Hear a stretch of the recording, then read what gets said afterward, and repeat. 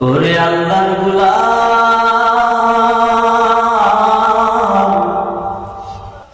জীবনে কত গুনাহ করেছো, এত গুনাহ করেছো, এত গুনাহ করেছো, কিন্তু একটা বার আল্লাহকে ডাক দাও নাই। আজকে আল্লাহ তাআলাকে ডাক দাও, আল্লাহকে ডাক দিয়ে বলো, মালিক রে, জীবনে কত গুনাহ করেছি, ও মালিক, গুনাহগুলোকে মাফ করিয়া দাও। ওই জাহান্নামের আগুন আমি সহ্য করতে পারবো না, ওই জাহান্নামের আগুন এত ভয়ঙ্কর আগুন, ওই আগুন আমি সহ্য করতে পারবো না। ওই জাহান্নামের আগুন এত ভয়ঙ্কর আগুন, সামান্য দুনিয়ার আগুন সহ্য করতে পারি না, সহ্য করতে পারি না। তাহলে ওই জাহান্নামের আগুন কেমন করে সহ্য করব?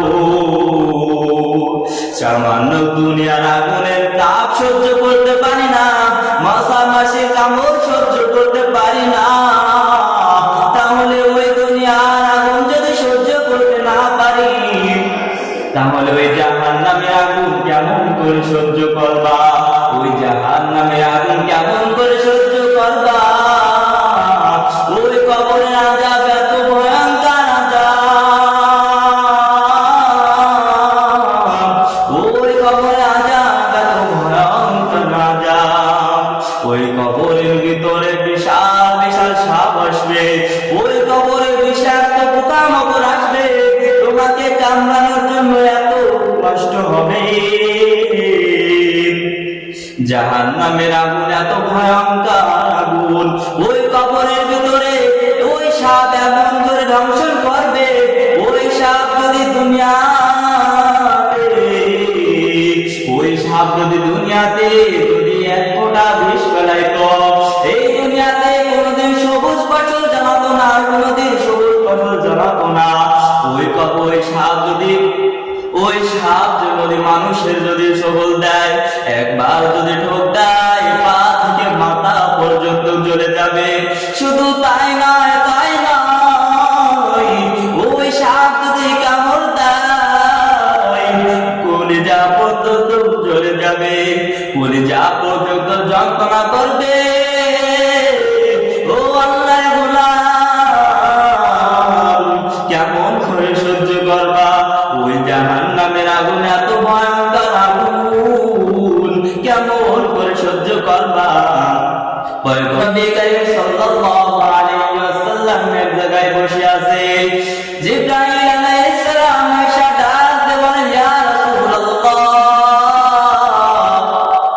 কিছুক্ষণ আগে একটা আওয়াজ হয়েছে, শুনছো নাকি? পয়গম্বর ডাক দিয়ে বলেন, ও জিবরাইল, কিসের আওয়াজ, কিসের আওয়াজ? জিবরাইল ডাক দিয়ে বলেন, ও পয়গম্বর, আজ থেকে 70 বছর আগে জাহান্নামের ভিতরে একটা পাথর ছেড়ে দিছে, ওই পাথরটা আজ থেকে 70 বছর আগে ছেড়ে দিছে, সেই পাথরটা আজ পড়েছে, সেই পাথরে। পয়গম্বর ডাক দিয়ে বলো, ও জিবরাইল, 70 বছর যদি আগে যদি পাথর ছেড়ে দেয়, তাহলে আমরা তো মানুষ, পাথর তুলনায় আমরা তো মানুষ, আমরা তো তুলোর মতো হবো। আপনাদের সামনে একটা প্রশ্ন রাখি, বলেন তো, 5 তলা বিল্ডিং থেকে যদি একটা তুলো ছেড়ে দেওয়া হয়, আর যদি একটা পাথর ছেড়ে দেওয়া হয়, তাহলে কোনটা আগে পড়বে? পাথরটাই আগে পড়বে, কিন্তু তুলো পড়ার বহুত দেরি হবে। ঠিক এমনি ভাবে ওই জাহান্নামের আগুন, ওর মধ্যে যদি পাথর ছেড়ে দেয়, তাহলে যদি 70 বছর সময় লাগে, তাহলে আমাদের মতো মানুষ ওই জাহান্নামের আগুনে পড়তে কত সময় লাগবে? ওরে আল্লাহর গোলাম, মালিকের কাছে দোয়া করো, মালিকের কাছে ক্ষমা চাও, আল্লাহ তাআলা যেন মাফ করে দেন। ওই জাহান্নামের আগুন আমরা কেউ সহ্য করতে পারবো না, ওই জাহান্নামের আগুন আমরা কেউ সহ্য করতে পারবো না। বাইরে আজ থেকে 5 ওয়াক্ত নামাজ পড়বো।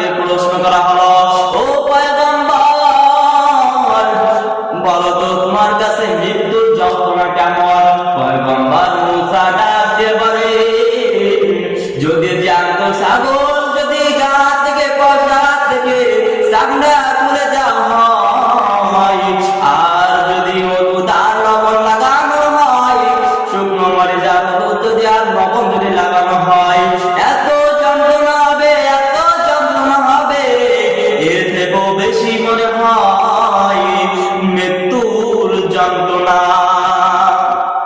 পয়গম্বর মুসা আলাইহিস সালাতু ওয়াস সালামের কাছে যদি এত যন্ত্রণা মনে হয়, তাহলে আমরা গুনাহগার বান্দা, আমাদের কাছে কতই যন্ত্রণা হতে পারে। এত কষ্ট, এত কষ্ট, মৃত্যুর যন্ত্রণা কত মানুষ আছে না সহ্য করতে পারে না, দুইটা চোখ উল্টে যায়, মৃত্যুর যন্ত্রণা সহ্য করতে পারে না, জিহ্বা দুইটা জিহ্বাটা বের হয়ে যায়। ওরে আল্লাহর গোলাম, মৃত্যুর যন্ত্রণা না সহ্য করতে পারে না, কত মানুষ আছে বাথরুম পর্যন্ত করে দেয়। ও আল্লাহর গোলাম, ওই মৃত্যুর যন্ত্রণা কেমন করে সহ্য করবা, ওই মৃত্যুর যন্ত্রণা কেমন করে সহ্য করবা।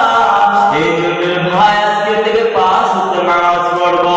কে কে আসো হাতটা উঁচু করিয়া জানেনকে দেখায় দাও, আল্লাহকে দেখায় দাও, কে কে 5 ওয়াক্ত নামাজ পড়বা।